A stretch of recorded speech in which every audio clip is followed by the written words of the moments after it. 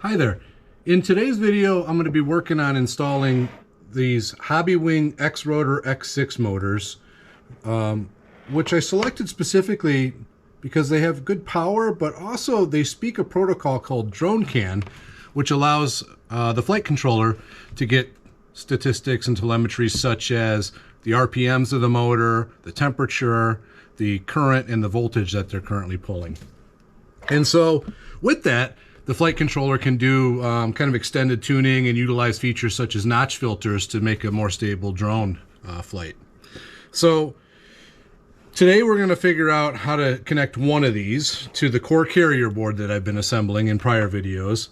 So I've got this thing already wired up. We can, with the power connections, we're going to have to connect it to the CAN bus, and then we will see if we can get Mission Planner to talk to it. That's probably going to be one of the more challenging parts because I understand we need to install some special tools, configure some special components on this firmware, and get it to send the appropriate signals so that Mission Planner and the flight controller understand the telemetry that it's sending and can communicate with it. So let's head on over to the bench and see if we can get this connected, and then we'll start to configure it in Mission Planner. Okay, so what we want to do is connect this motor onto our board and mount it so that we can then connect the wires. So the first thing I did was over in this left-hand corner here, you can see the motor. I've got some holes drilled where I just ran a zip tie through it, and I'm going to go ahead and just kind of clamp that down a little bit for right now. I'll probably add a second zip tie later because I do want to be able to orient this board, move it around, you know, upside down, left and right, and not have everything fall off it. But for now, this will hold the motor steady while we power it up and test it out. So here it is, down in this corner. What I'm going to do, I'm going to cut the zip tie off real quick. Now what we have is it comes with a couple wires. I'm going to go ahead and set this communication cable wire to the side for a second. Let's get these easy ones out of the way. It comes with the standard red and black cable for the power. And what I did was I soldered 4mm bullet connectors to the end of the wires. They just came tinned and unsoldered, tinned and unconnected to anything. So I soldered those on, put some heat shrink tubing on it, so it will connect right into my core carrier board connections. So just for right now, I'm going to see if I can just bundle these wires up a little bit to keep it neat. It looks like that might extend enough. And I'm going to try and put a zip tie around it. I just want to keep things bundled up and clean. It just makes it easier to find and trace things and test it out.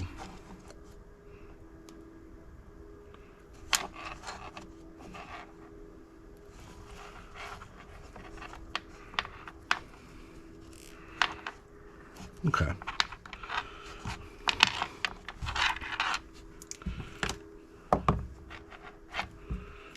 I'm going to go ahead and cut that end off. So now what I can do is on these 4mm female ends that are attached to the core carrier board, we can just plug it in. Okay.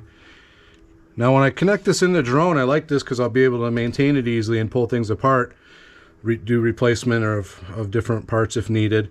When I do put it in the drone though, I think I'm going to electrical tape these connections together just to keep them from pulling apart due to vibration or something.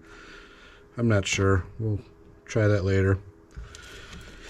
So then the other cable that comes with this thing is this communication cable, and it's got a standard speed controller type of connection, a signal wire, and a ground on this white and black cable, and we're not going to use that one. Instead, we're going to use the CAN cable that comes with it. So it comes with a connection that has a yellow, white, actually a yellow, gray, and green wire. And what I did was I built this little extender So this comes with the standard servo connector on the motor itself.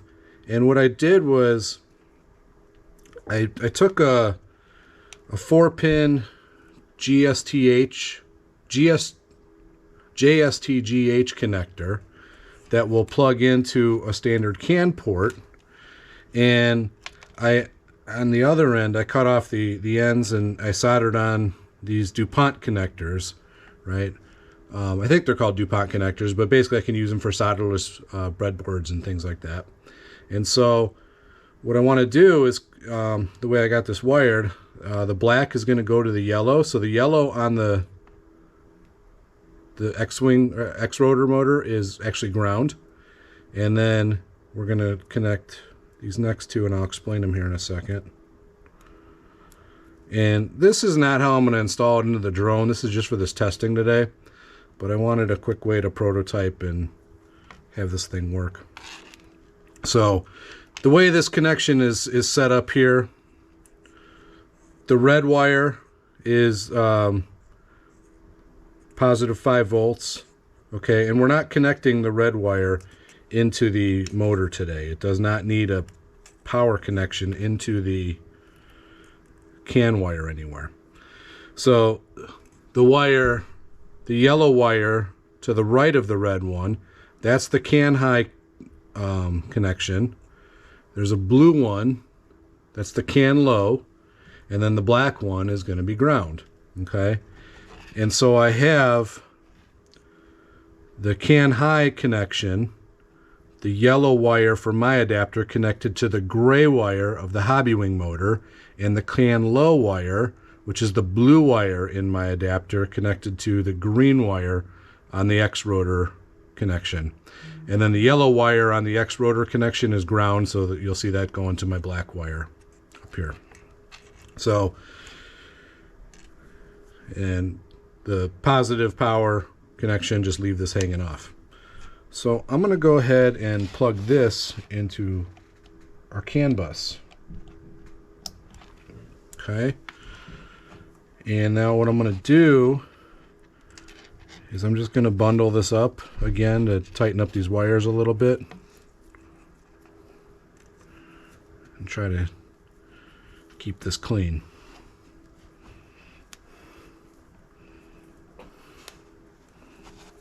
Okay.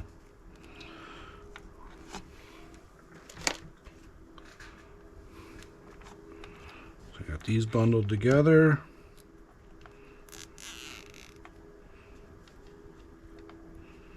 I'm going to pull out that connection just in case I got to change anything. And there it is.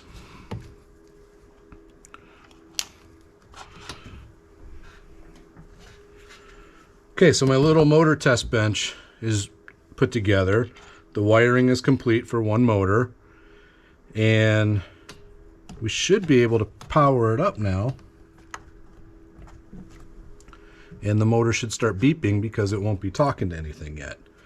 We have not configured the motor's CAN interface yet.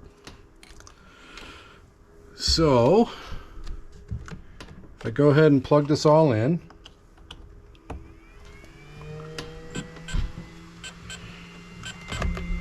let me lift this up.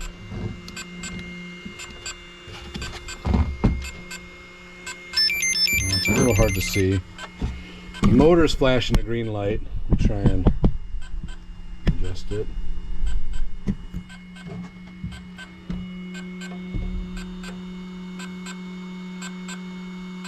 And you can hear it making that sound, meaning that it's not talking to anything. So our next step is going to be to have to go over to the computer and use some tooling to configure this motor and set the bit rate correct on it. And then we should be able to make it spin from Mission Planner. So let's go do that now. Our first step to being able to set up these motors is to install a tool called DroneCAN GUI tool. And so from the GitHub page that I set up that accompanies this video series, go to the documentation home folder And then we're going to scroll down to the motors section that accompanies this video. In here, under the supporting materials, there's a DroneCAN GUI tool link that you're going to need to go to and download the installer from here. Before we do that, I also want to point out this video setting up Hobbywing DroneCAN ESCs with ArduPilot. This is a great video. I did not produce this. It's from a guy named Andrew Trigel, and it really helped me a lot with setting all this up. So I recommend you give it a watch as well. You know, this is what it looks like, and so forth. So be sure to give that a watch before continuing with this video. And so now what I'm going to do is walk over to this DroneCAN GUI tool site. I'm going to right click and open that in a new tab. And from here, there's an installation area where it'll say download and install the latest MSI package from this link. So I'm going to click on that. And I'm running a Windows operating system, of course. So I need the MSI installer. So this is version 1.2.25. I'm going to go ahead and click that. It'll download. And I should be able to then open it up when it finishes. So it's going to ask me where do I want to install this. I'm going to go ahead and just say next.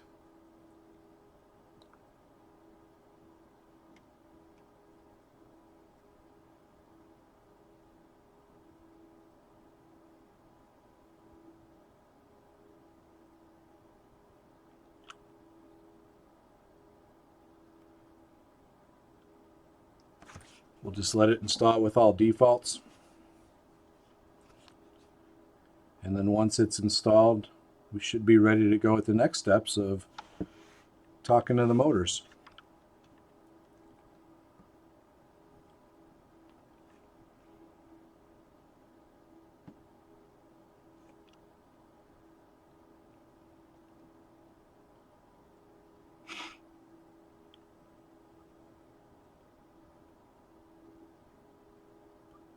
Almost there.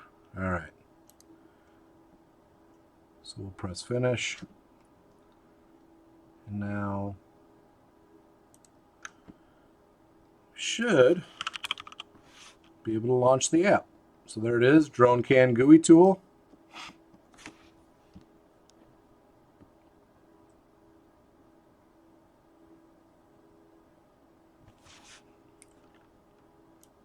And this is what it looks like. So I'm going to go ahead and pause the video here because I'm going to need to start up my HereLink and mission planner and so forth and get this connected. But this documents the installation process. We'll come back in a second and start talking to the hardware in a few.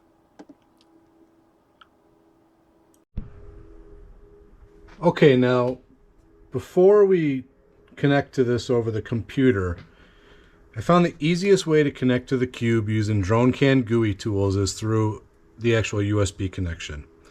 And to be able to configure the motor, you got to configure each motor one at a time so that we can set its IDs and the bit rate appropriately. So I only got one motor connected right now. It is in my CAN bus down here. And what I'm going to do is I'm going to disconnect the GPS. I'm going to have the only thing on my CAN bus right now be the motor. Okay, so I'm unconnecting the GPS connection. I'm also going to take my USB connection and I'm going to plug it in to the cube. Okay, so that'll power the cube. But I also need to power the rest of the system up so the motor is powered and so forth. So I'm plugging in my battery as well.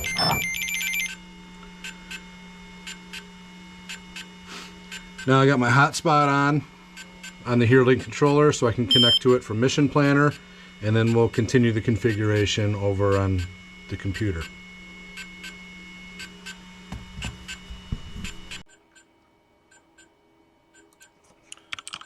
Okay, I have my HereLink controller hotspot on and my computer is connected to it. I'm opening Mission Planner and going to connect to that Mavlink stream.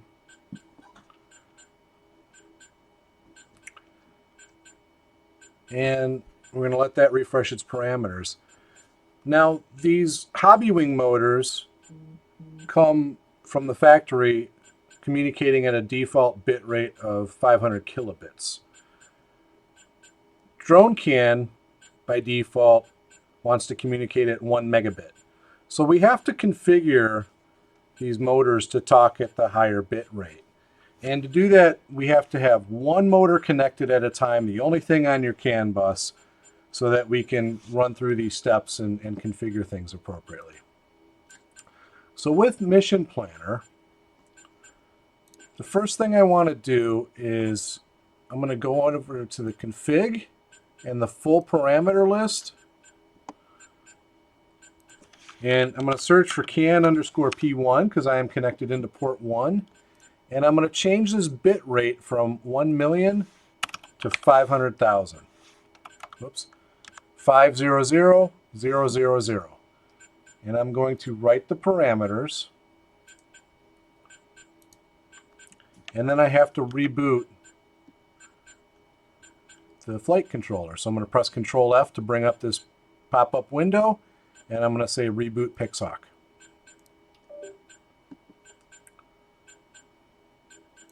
You should hear it chime in a second here. And we should start getting telemetry streaming back once it's fully rebooted.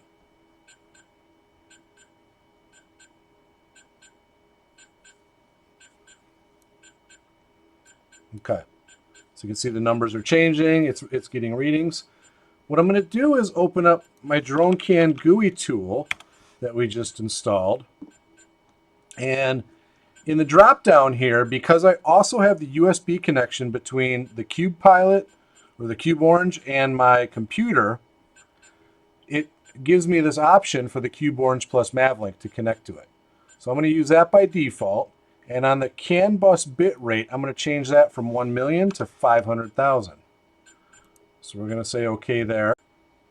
After DroneCAN GUI tool opens, you'll see that it has a local node ID where I just clicked check to take the default of 127. And you can see the nodes that it sees on the bus. And what I'm going to do is go to this panels dropdown, and there's a Hobbywing ESC panel.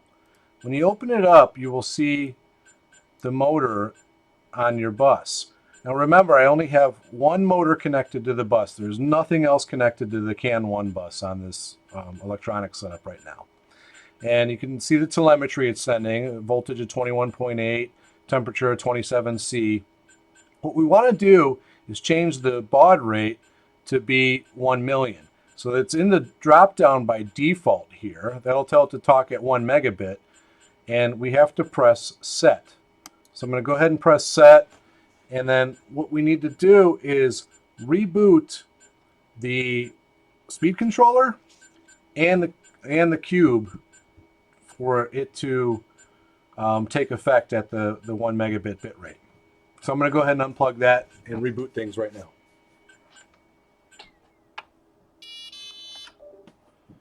Okay, so I've disconnected the cube and the power to my entire electronics board over here. Now I'm plugging the power back in.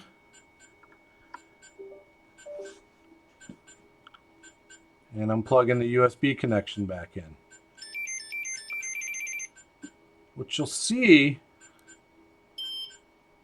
is that while it reconnects in DroneCAN GUI tool and sees the nodes, the Hobbywing ESC panel no longer sees a motor here. So what I'm going to do is we're going to close down DroneCAN GUI tool now, and we're going to go back to Mission Planner, where I'm going to go to the Config tab,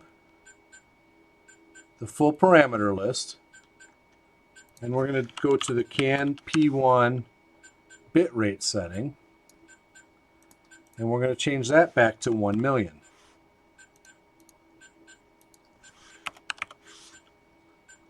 And we're going to press Write Params. From there, I'm going to reboot the Pixhawk. So I press Control F to bring up my pop-up window, and we're going to say reboot Pixhawk.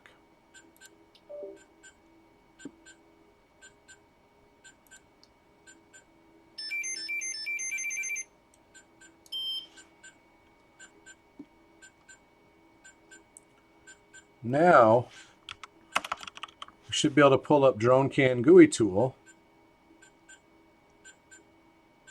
And I'm going to leave all the defaults and connect.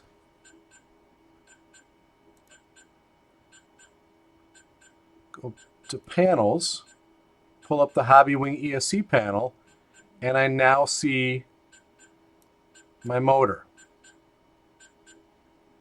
So that's good. We're going to need to do that with all 6 motors when you get them. You're going to have to do this one at a time and set each of their baud rates to 1 million. You'll also need to set the throttle ID and node ID to a different value for each motor. So we're going to essentially have one at throttle ID and node ID of 1. The next motor will be at throttle ID and node ID of 2, and so on. If you change these here, you can hit set. I'm going to hit set on both of them. You'll see this screen eventually refreshes and the throttle ID and node ID change. I can set them to 3 here. And so on. I'm going to set this motor back to 1 though, because this is going to be motor 1 in my setup. So remember, repeat this for the other 5 motors and set them at their appropriate node and throttle IDs. And then we'll be able to go into Mission Planner and finish the configuration over there to set up the parameter side there to tell it that we're using these Hobbywing speed controllers.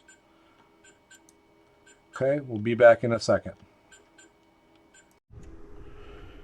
One thing I want to show here real quick is these beeping sounds on these motors that I'm discovering. So I got my 6S battery up here, which is charged to about 24 volts right now. And when I plug it in, you're going to hear a double beep out of this motor.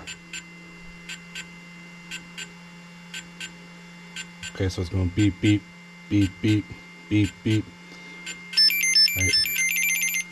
And what I've learned from reading online is that seems to indicate that there's not enough voltage going to the motor. So even though they say they work with 6S batteries, it doesn't seem like my battery at least is outputting enough voltage to make it happy. So I've got another 4S battery here, and I've got a series connector. So I'm going to wire the two together to make it happy here. So you can see I've put these two in series, kind of a little Y cable here. And now if I plug it in,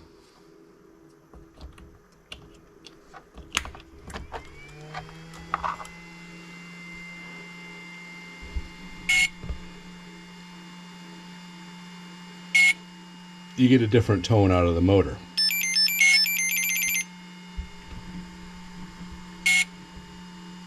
You can hear it just going beep about every 2-3 seconds. That's what we want. That means the motor is happy and ready, but the speed controller, or actually the Cube Pilot flight controller, is not talking to the speed controller yet. So now that we're in this state, we can configure it in Mission Planner and actually arm and test the motor.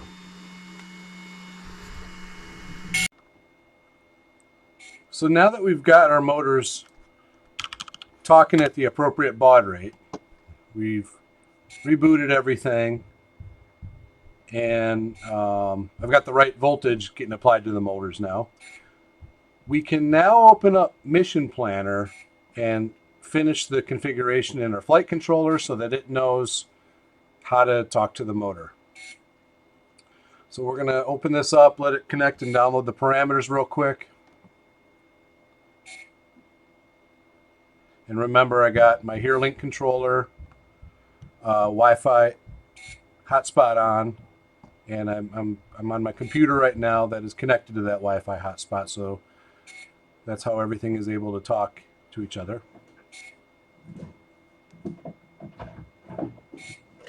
You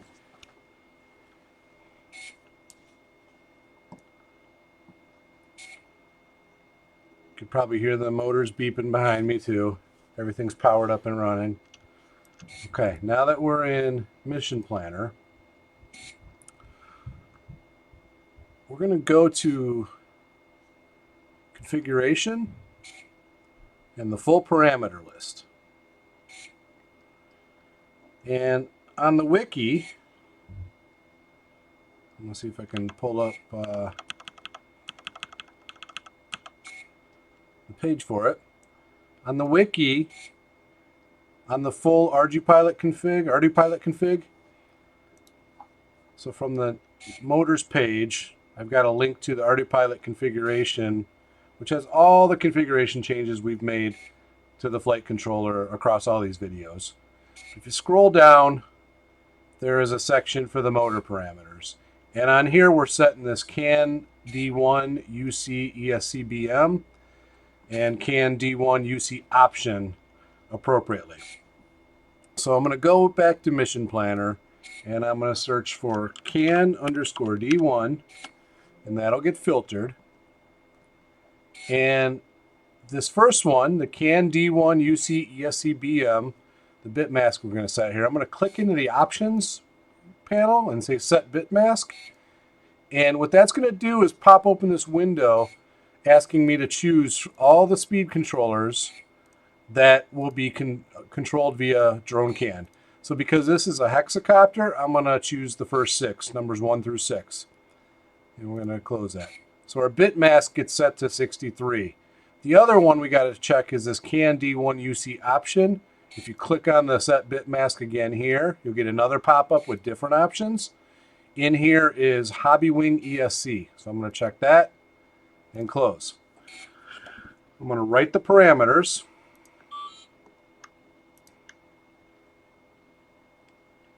And I just heard the motor stop beeping, which likely means the flight controller is talking to it. But just in case, I'm going to do a Control F to pop open my actions. And I'm going to say reboot Pixhawk to go ahead and reboot this autopilot.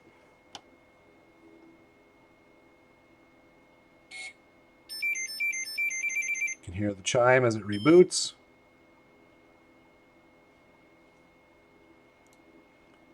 Go to the data tab, see if we got telemetry. Perfect.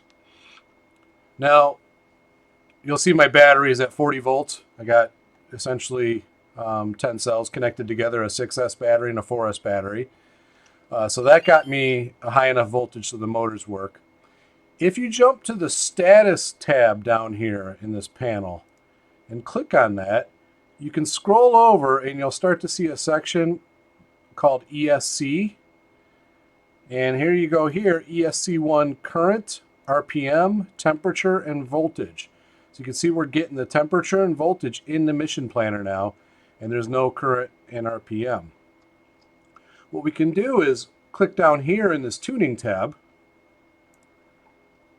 and it'll give you this graph, and if you double click on the graph, you can pick different data points to show in the chart. So I'm going to check off the ESC1 current, RPM, temperature, and voltage. So they should all be showing in my graph now. So if I close that, you can see the legend. It's a little hard to read, but you can see voltage is the green one, RPMs is the orange, which is at 0 right now, yellow is the current, temperature is the purple. The last piece that you can do is actually test the motor. So if we go to the Setup tab, and if you open Optional Hardware, you're going to see a motor test. And if you remember when we set up the motor, we set it up as node ID and throttle ID of 1. So that's going to correlate to motor number 1. Node ID, motor I2, or node ID and motor ID 2 would correlate to motor number 2, and so forth. I'm sorry, node ID and throttle ID of 2 correlates to motor number 2. So anyway, if I were to set the throttle up, let's say to 10%, and we'll go 10 seconds duration for this motor test, it should run the motors at about 10% of its speed for 10 seconds. I'm going to press test motor B because that is the motor that I currently have connected. And I can hear the motor running behind me. If I go to the data tab, we can see we got RPMs now over here. So ESC RPM was 499. It just went down. Let's go and run that test a little bit longer.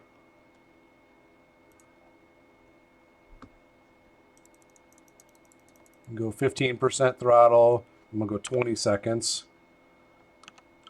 Motor number 1. You can see the RPMs are rising. We're at about 600 RPMs down here. The exact value 581. It doesn't look like it's measuring the current though. We'll have to figure out if that's really a thing that it can send or not. So that is how you configure the motors and get them to run. So what we need to do now is hook up the other 5 motors and go through this process and set them at node ID and throttle ID of 2 through 6 now. And then all the motors for this hexacopter should be wired up and ready to go. It was bugging me a bit that I couldn't get the current to show up from the motor, and so I'm going to try to increase the RPM and see if maybe something shows up then. So what I'm going to do is I got my Cube Pilot plugged in and powered up, HereLink powered up. I'm connected via Mission Planner over Mavlink. I also got the USB cable plugged in from the computer to the Cube. So I'm going to open up the DroneCAN GUI tool. And let's run a little experiment to see if I increase the RPMs of the motor, if the current starts to show up. So I'm going to go ahead and connect in DroneCAN GUI tool. I'm just going to drop these on each side here. So we got Mission Planner, DroneCAN GUI tool. I'm going to open up the Hobbywing ESC panel. See, we got a voltage of 41, a current of 0. So let's go over to the setup, optional hardware, and go to our motor test again. So when I was doing throttle of 10% for 20 seconds, and I'm going to test the motor.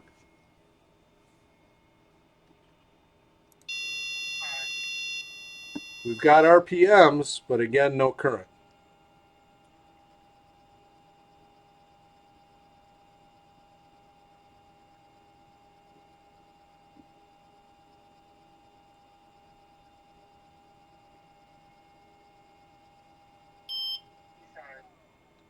Okay, and if we go to the data tab, you can see the current over here still is min 0, max 0, mean is 0, so nothing registered. So what I'm going to do is I'm going to change this to maybe 30% for right now. Let's go a duration of 10 seconds and see if we can get something to show up in the current over here.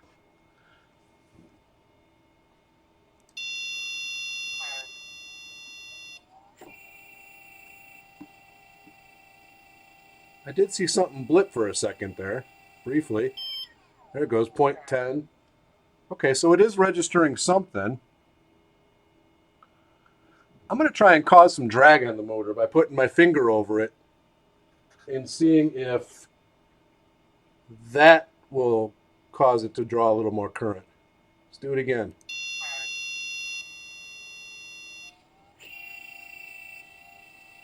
There you go. As I put some resistance on the motor, the current is going up.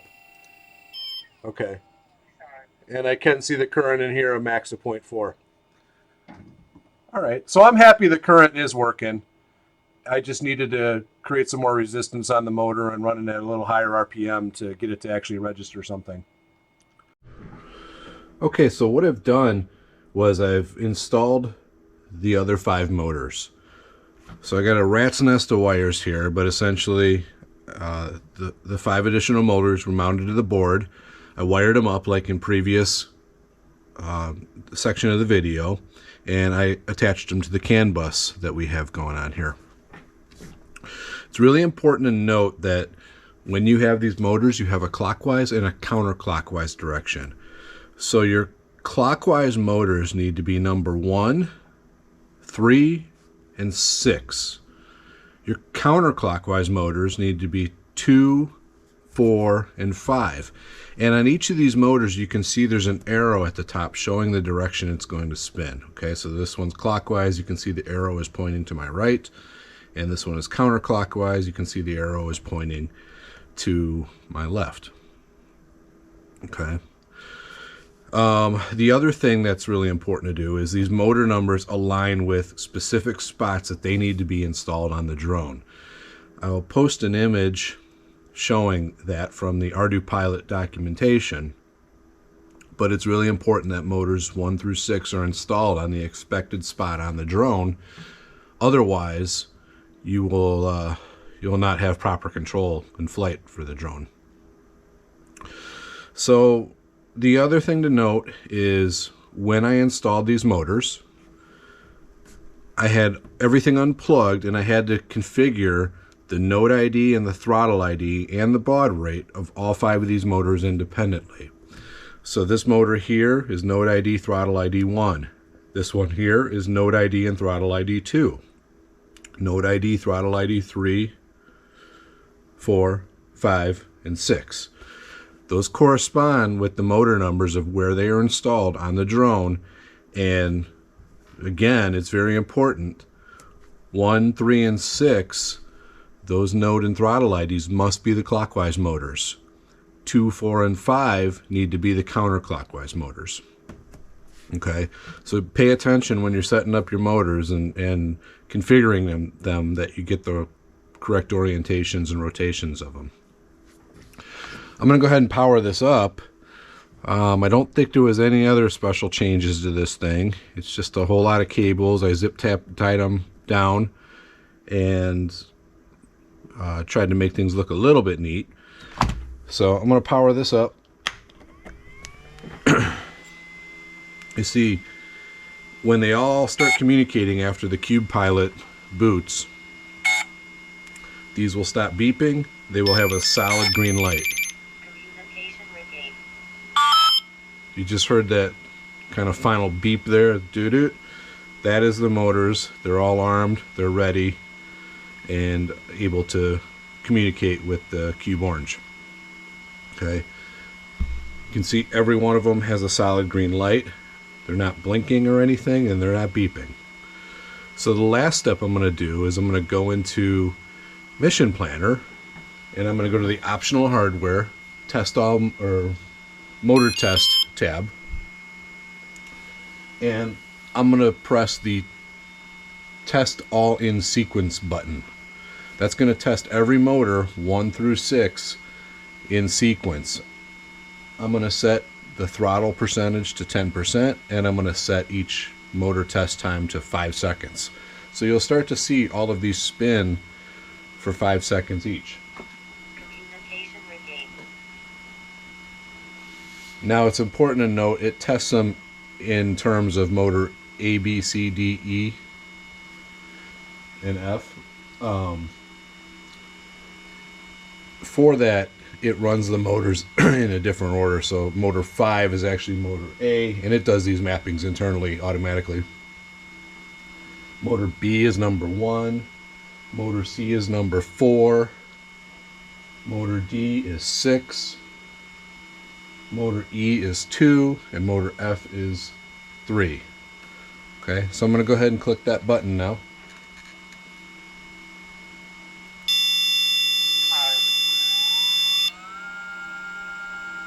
You can see motor 5 is spinning counterclockwise.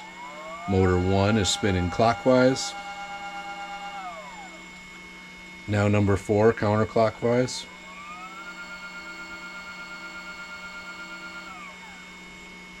Now number 6 clockwise.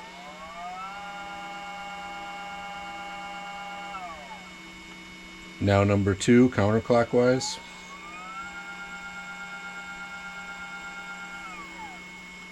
Now number 3 clockwise.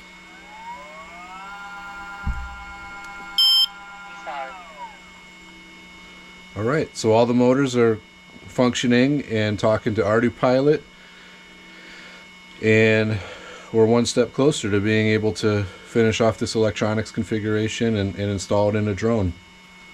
Let me take a break for a second and I'll show you how the props are installed on these motors as well. Okay, these are how the props come from Hobbywing in a nice little plastic bag here. And it's important to note that your props are also bought with a specific direction that they're intended to spin in, clockwise or counterclockwise.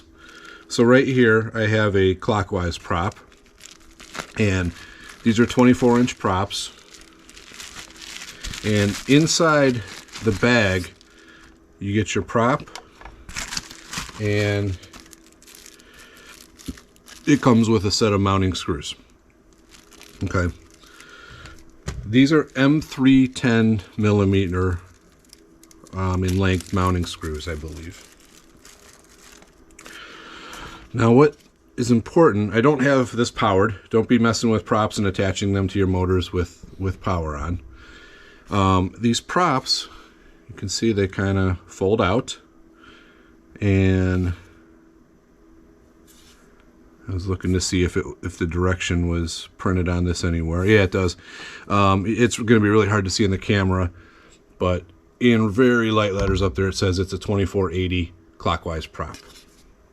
Okay, so you're going to see on the bottom of the prop there's 4 holes.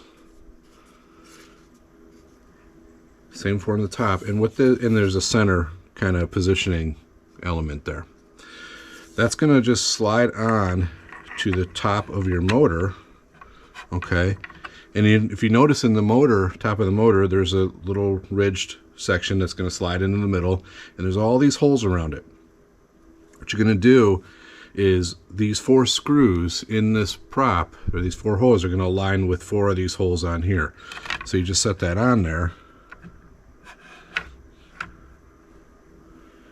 and then you can go ahead and take your 4 hex head screws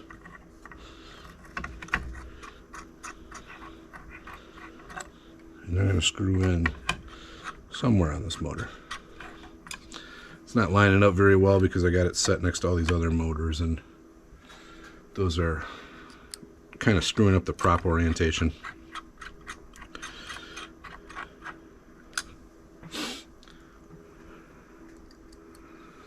Okay, so 4 screws to install. You're going to tighten them down when you put them on your drone for real.